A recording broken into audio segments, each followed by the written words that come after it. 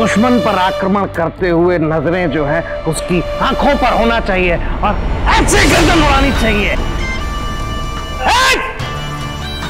मूर्ख लकड़हारे, ये तलवार है, तुम्हारे हाथ की कुल्हाड़ी नहीं है। तुमसे नहीं होगा, नहीं होगा। तुम एक काम करो, ये तलवार लाओ और मेरे सर पे मार दो। कुछ नहीं हो सकता, तुम्हारा कुछ हो ही नहीं सकता। तलवार ऐसे पकड़ते हैं उसके और दुश्मन की गर्दन ऐसे काटते हैं।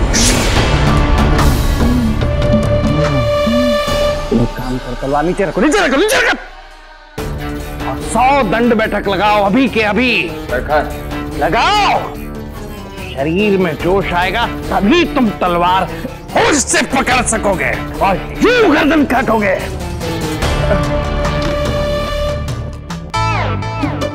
एक, दो, तीन, चार, चार, चार, चार, चार, 5, 6। ओफो, तो आ गए मेरे सरकार।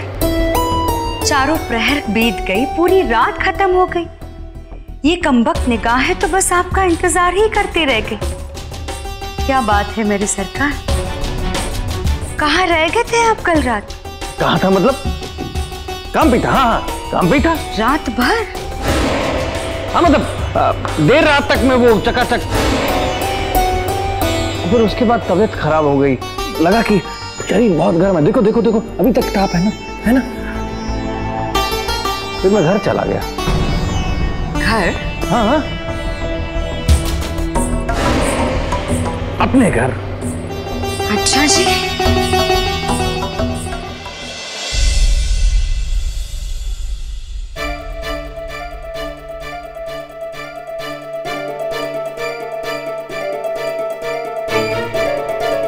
आपने बुलाया हमें माँ?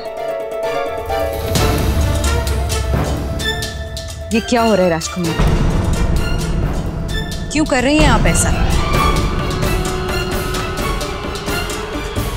कहीं माँ को हमारे छिपकर महल से बाहर जाने की बात पता तो नहीं चल गई? क्या किया हमने माँ? आप क्या कह रही हैं? हमें कुछ समझ नहीं आ रहा। हम नाराज हैं आपसे। माँ वो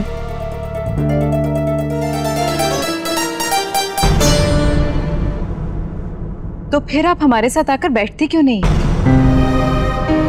वक्त क्यों नहीं बिताती हमारे साथ? केवल अपने पिताजी के साथ व्यस्त रहती हैं, राजकाज समझती रहती हैं। सबके लिए वक्त है आपके पास, केवल अपनी माँ के लिए नहीं। माँ, आप ऐसा क्यों सोच रही हैं? हम पिताजी के साथ समय इसीलिए बिता रहे हैं ताकि हम आगे जाके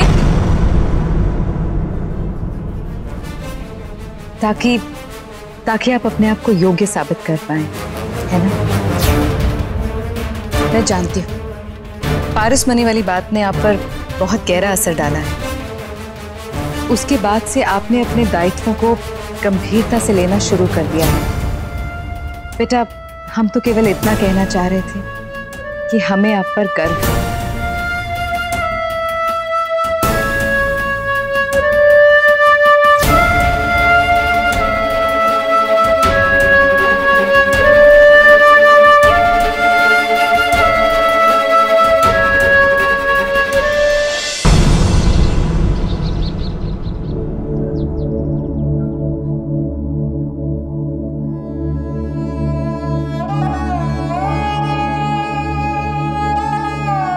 राजकुमारी, एक पल के लिए ऐसा लगा जैसे माँ को पता है हम क्या कर रहे हैं,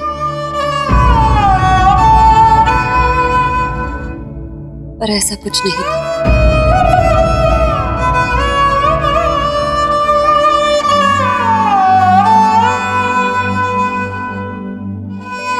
राजकुमारी, ये तो अच्छी बात है ना, फिर आप उदास क्यों हैं? हम उदास इसलिए हैं उत्तरा क्योंकि हम अपने जीवन का एक बहुत बड़ा सच छुपा रहे हैं उनसे। पर तुम तो जानती हो हम उन्हें कुछ नहीं बता सकते। किंतु आप हमें तो बता सकती थी ना राजकुमारी।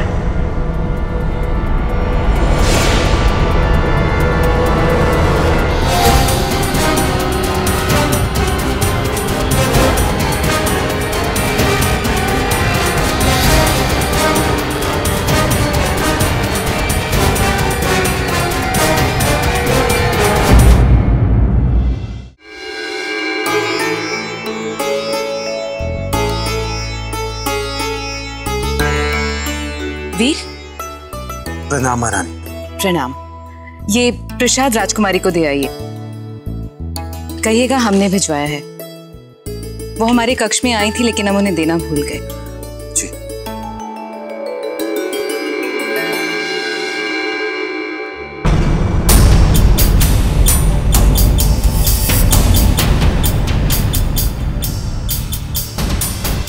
इसीलिए हम चूड़ी वाली का रूप लेकर राज्य में जाते हैं ताकि हम अपनी प्रजा की समस्याओं को समझ सके और उनका हल निकाल सके। और इस तरह हम पिताजी के सामने अपने आप को योग्य साबित कर सके।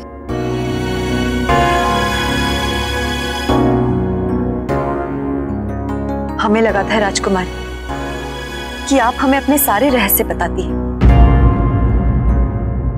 किंतु हमें यह जान के बहुत दुख हुआ कि आपने हमें ये रहस्य बताने योग्य ही नहीं समझा। आप उत्तरा को ये बात बता सकती है,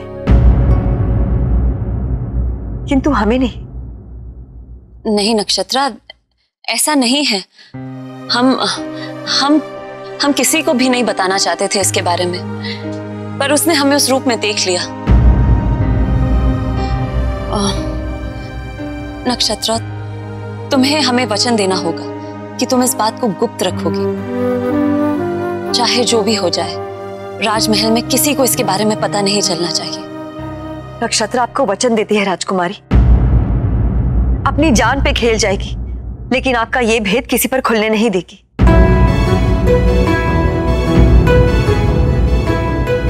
दूसरा पहर होने को है राजकुमारी, हम आपके लिए फलों के रस का प्रबंध करके आते हैं।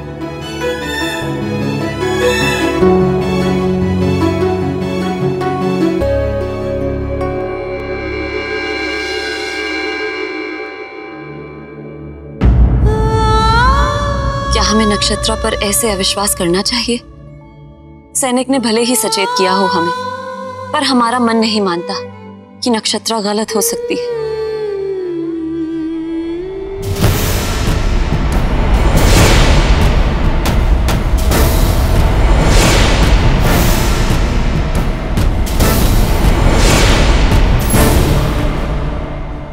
राजकुमारी, हमने नक्षत्रा को पूरा सच ना बता के बहुत गलत किया है। जरा सोचिए, जब उसको इस बात का पता चलेगा वो क्या सोचेगी। हम कुछ नहीं कर सकते, कुछ नहीं कर सकते उत्तरा। हम मजबूर हैं। अपने उद्देश्य के बारे में हम नक्षत्रा से कुछ नहीं कह सकते, नहीं बता सकते उसे कि हम सावित्री नाम की एक चूड़ी वाली बनके सैनिक से मिलने जाते हैं। राजकुमारी जी,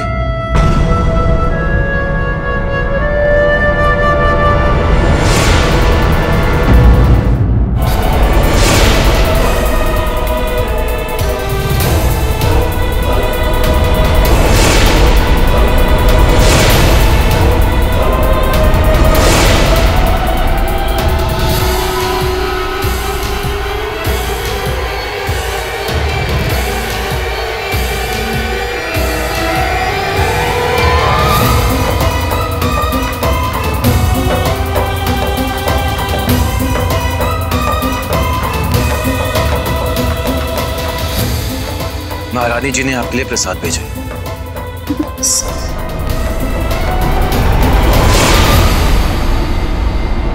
सैनिक, तुम कब से यहाँ खड़े हो? द्वार खटखटा नहीं सकते थे? जी क्षमा चाहते हैं राजकुमारी जी, मैंने द्वार खटखटाया था, पर शायद आप बातों में इतनी मग्न थी कि आपको शायद सुनाई नहीं दिया होगा। कहीं सैनिक ने सब सुन तो नहीं लिया?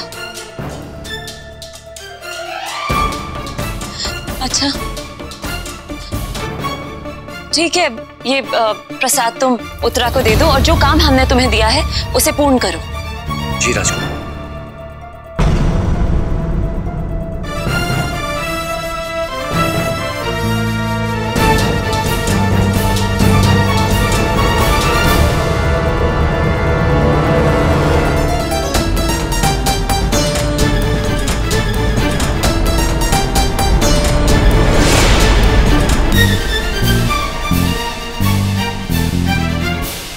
राजकुमारी, कहीं वीर को पता तो नहीं चल गया?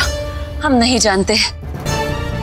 अब तो ये तभी पता चलेगा जब हम जाएंगे उससे मिलने, सावित्री चूड़ी वाली बनके।